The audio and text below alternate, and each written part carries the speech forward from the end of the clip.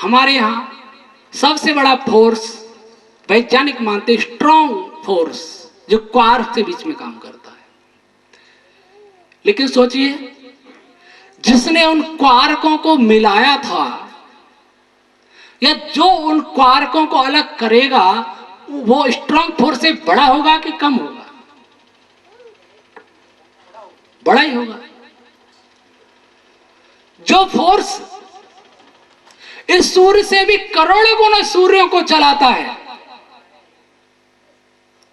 वह सर्वशक्तिमान होगा कि अल्पशक्तिमान होगा?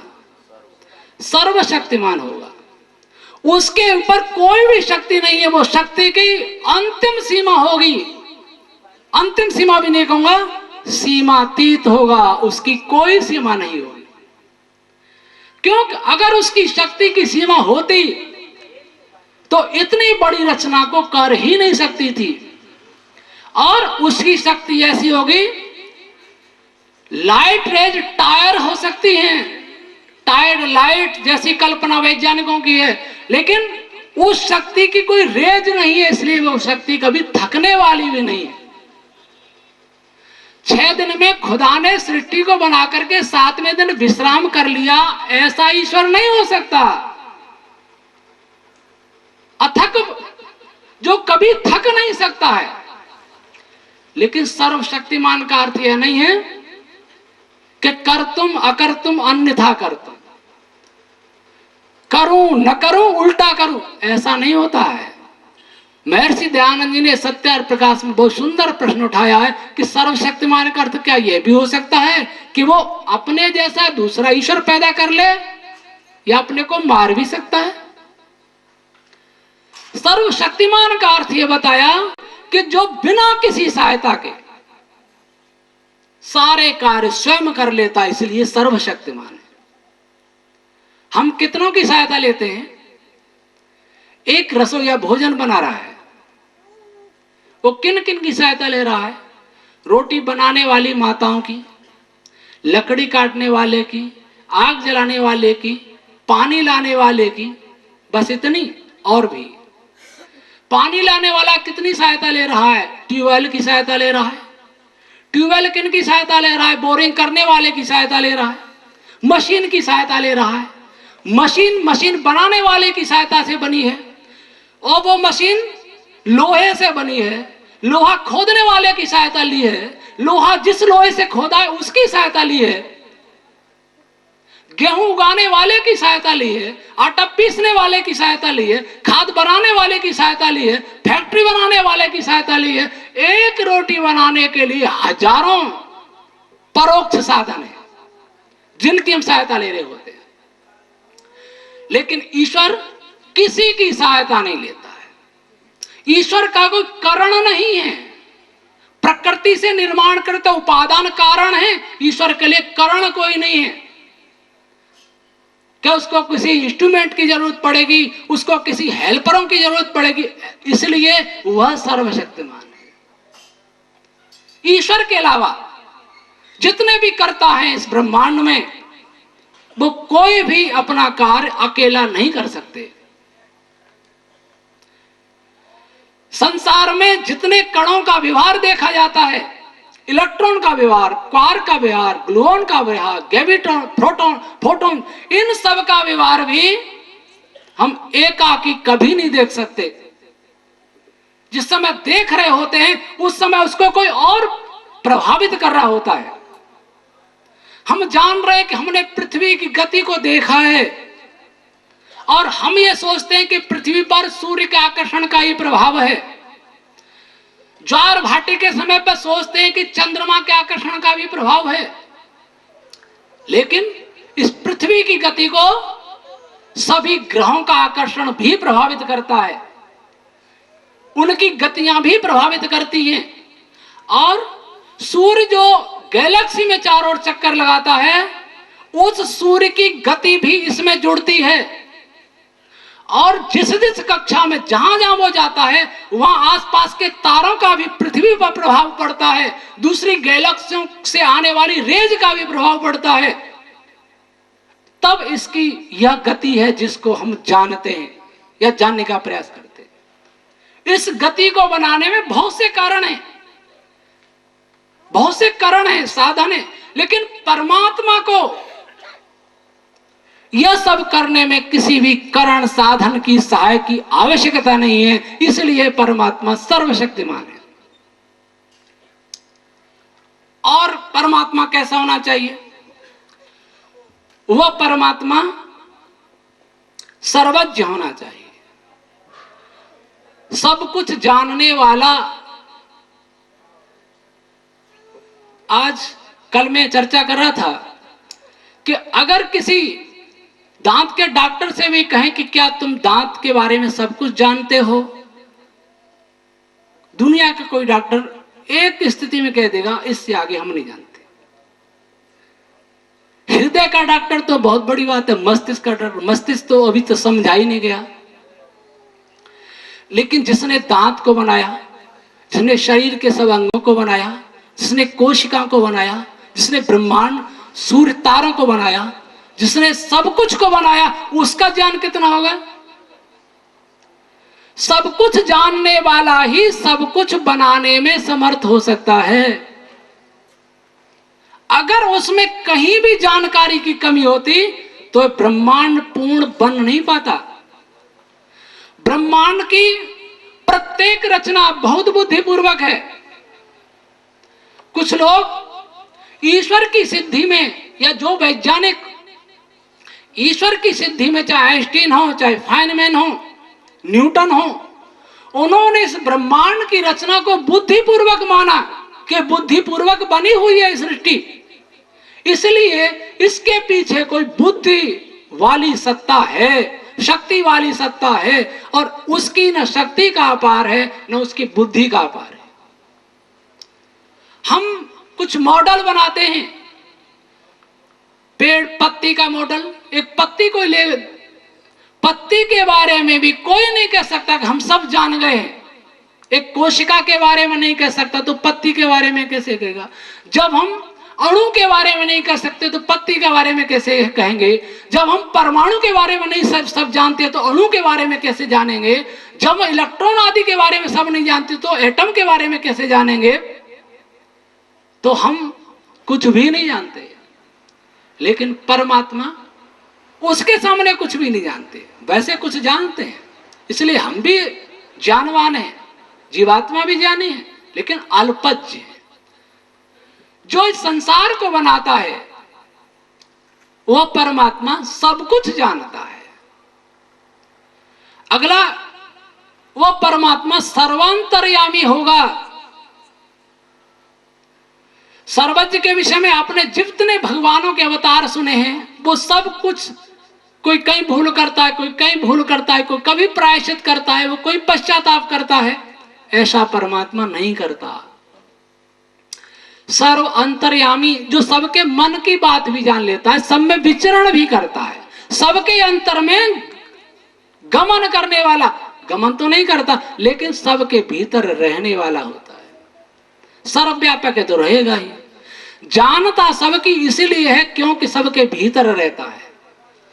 बाहर से जानने के लिए भी साधन की जरूरत पड़ेगी, क्योंकि वह सबके भीतर रहता है इसलिए सबको जानता है, क्योंकि वह सबके भीतर रहता है इसलिए सबको गति देता है, क्योंकि वह सबके भीतर रहता है इसलिए वो सबको फल भी देता है। तो ये परमात्मा के आनंद स्वरूप। परमात्मा को कोई दुख नहीं होता। दुख किसको होता है?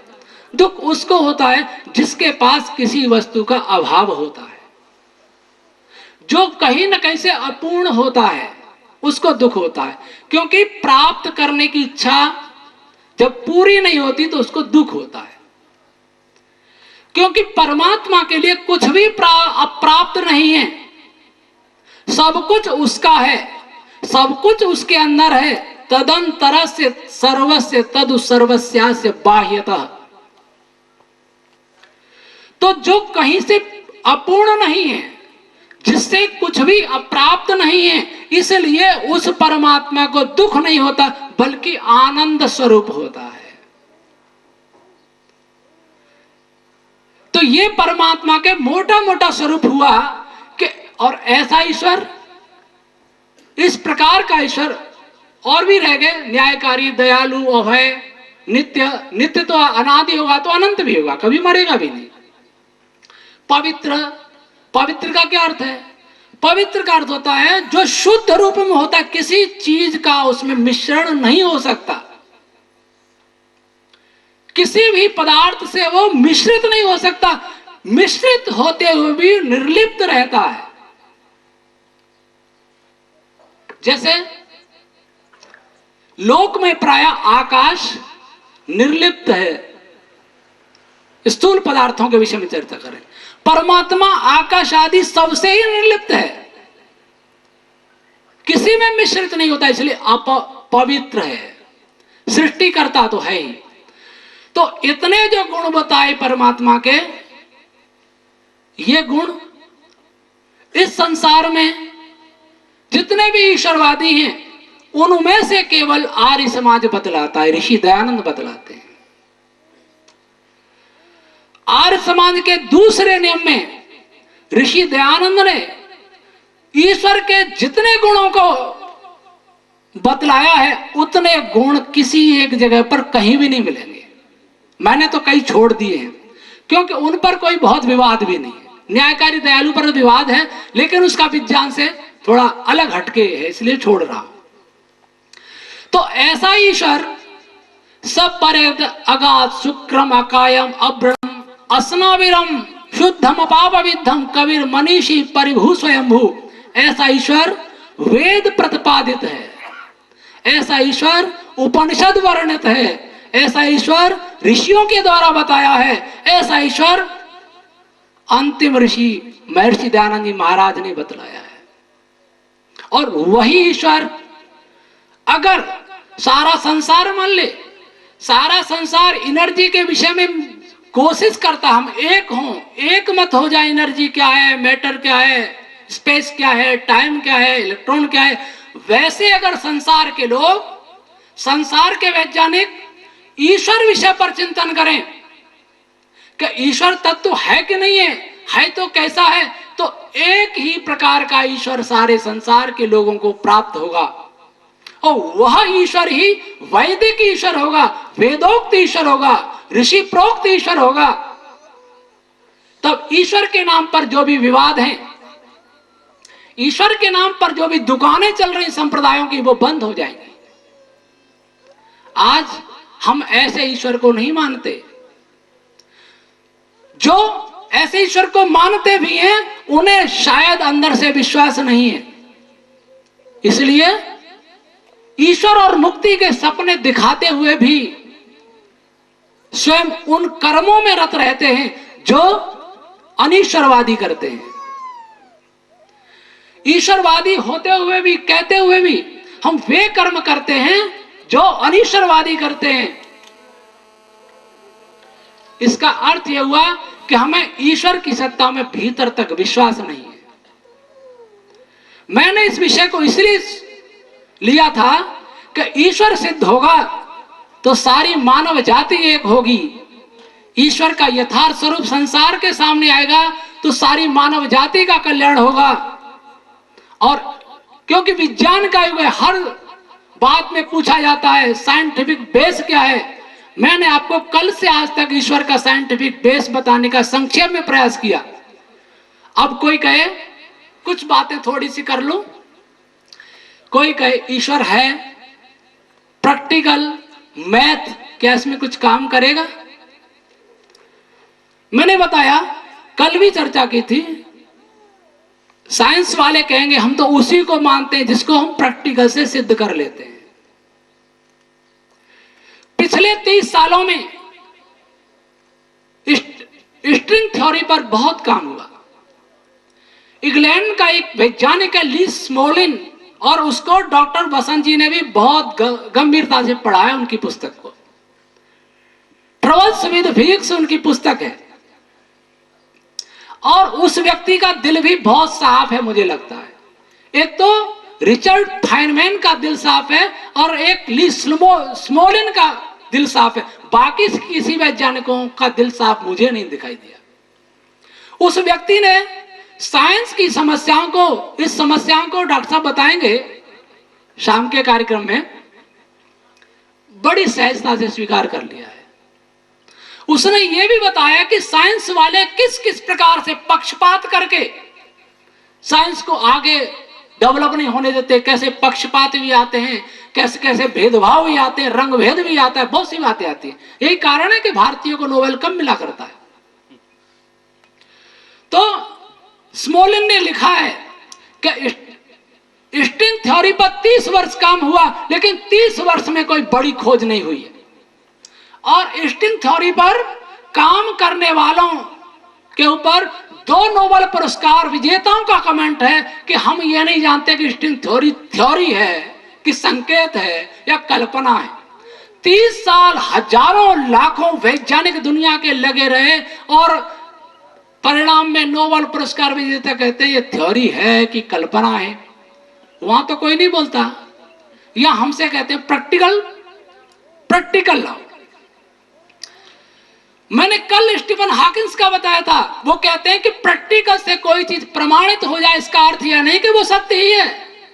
50 प्रमाण मिलने के बाद भी एक ही प्रमाण प्रैक्टिकल में अगर असिद्ध हो गया तो खंडित हो जाएगा। और जैसा कि मैंने बताया था, प्रैक्टिकली गुरुत्वाकर्षण को हम सब जानते हैं, प्रयोग करते हैं। आज तक गुरुत्वाकर्षण को कोई नहीं पता लगा सका गुरुत्वाकर्षण होता क्या, फिर भी प्रैक्टिकली है। तो कई प्रैक्टिकल हम गहराई से नहीं जानते। प्रैक्टिकल तो मिस्त्री भी जानता है, लेकिन मिस्त्री साइंटिस्ट नहीं है। अब रही मैथ की बात। मैथ के विषय में फाइनमैन ने कहा है कि मैथमेटिक्स के लिए ठीक है, लेकिन संसार कॉम्प्लेक्स है, सब जगह मैथमेटिक्स ठीक काम नहीं करता है। मैथमेटिक्स केवल मैथमेटिक्स में दिमाग लगाता है। एक बार बांकरा के भवानी सिंह ने बड़ा अच्छा एक उदाहरण दिया, जोधपुर में मिले। मैं आयुर्वेद हॉस्पिटल में था, तो मैं कुछ पढ़ रहा था, तो स्वामी जी आपको एक मजेदार बात बता मैथमेटिक्स की। बताइए। बहुत उच्च कोटि की नहीं, लेकिन मुझे बड़ी सटीक लग रही। गाय का गोबर जमीन पे पड़ा था, एक बालक आया, उसने उठा के उसको दीवार पे फेंक दिया। दीवार पे चिपक जाएगा। 2 मैथमेटिशियन आए, उन्होंने इस गोबर को दीवार पर देखा, आपस में चर्चा करें कि गाय ने गोबर किस एंगल पर खड़े होकर किया होगा, वो गोबर पहुंचा कैसे। और कागज कलम लेके बहुत सारी कैलकुलेशन करते रहे, उनकी समझ में आया नहीं। तभी वहां से किसान आ रहा था, उसने कहा क्या समस्या है कि ये समस्या है। उसने गोबर पड़ा दूसरा फेंक दिया दीवार पर, इस एंगल से गोबर किया। तो सब जगह मैथमेटिक्स नहीं चलता, ईश्वर में मैथमेटिक्स नहीं चलेगा। मैं एक बात और कह के समाप्त करता हूं। ईश्वर सारे संसार को बनाने में कैसे व्यवहार करता है, क्या वो इन्वॉल्व होता है उसमें? जैसे रोटी को बनाने में एनर्जी बनी, वो रोटी में चली गई, उसमें इन्वॉल्व होगी, सम्मिलित हो गई, उसकी रासायनिक रचना बदली आटे की। ईश्वर कैसे करता है? ईश्वर किसी में इन्वॉल्व नहीं होता है, किसी में मिश्रित नहीं होता है।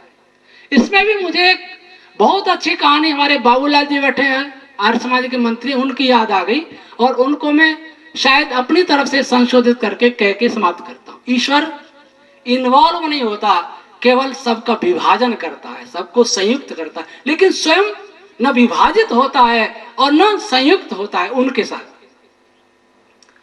सांख्यकार ने कहा तत्सन्निधानात् अधिष्ठातृत्व मणिवत।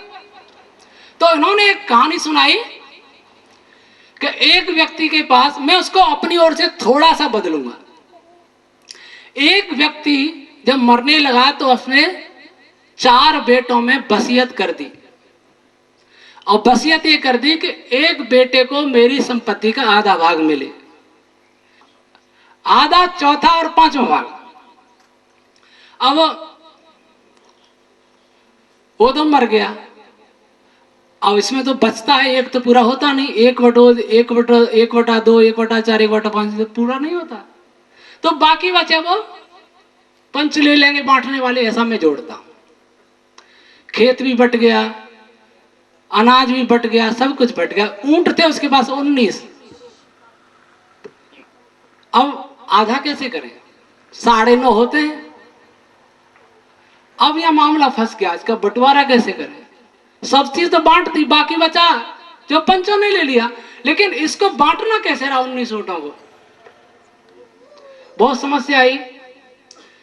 तो एक ऊंट सवार बाहर का उस गांव में जा रहा था, उसने कहा कि ये लोग इकट्ठे क्यों हैं सारे गांव वाले। तो उन्होंने कहा कि ये समस्या है। उसने बस ये थोड़ी सी बात है, मैं बंटवारा करता हूं। 19 ऊंट कहाँ हैं तुम्हारे कि वो खड़े हैं। उसने वहां अपना ऊंट भी बांध दिया। कितने, 20, अच्छा आधा 10 इसको दे दो, चौथाई 5 इसको दे दो, 5वां 4 इसको दे दो, एक बचा, एक मैं अपना लेके जा रहा हूं। ईश्वर ऐसा ही करता है, इन्वॉल्व नहीं होता लेकिन बंटवारा कर देता है, इन्वॉल्व नहीं होता संयुक्त कर देता है यह ईश्वर। और बंटवारे का उसने कुछ पेमेंट भी नहीं लिया, उसका ऊंट अपना ही था। दूसरों ने बंटवारे का पेमेंट लिया, जो बचा था भाग, लेकिन उसने कोई पेमेंट नहीं लिया, वो अपना ही ऊंट लेके जैसा था वैसा ही, उसमें कोई परिवर्तन नहीं हुआ। ऐसे ईश्वर संसार को रचता है लेकिन संसार के उपादान कारण में इन्वॉल्व नहीं होता है। मैं समझता हूं ईश्वर का विषय आपकी समझ में कुछ आया होगा।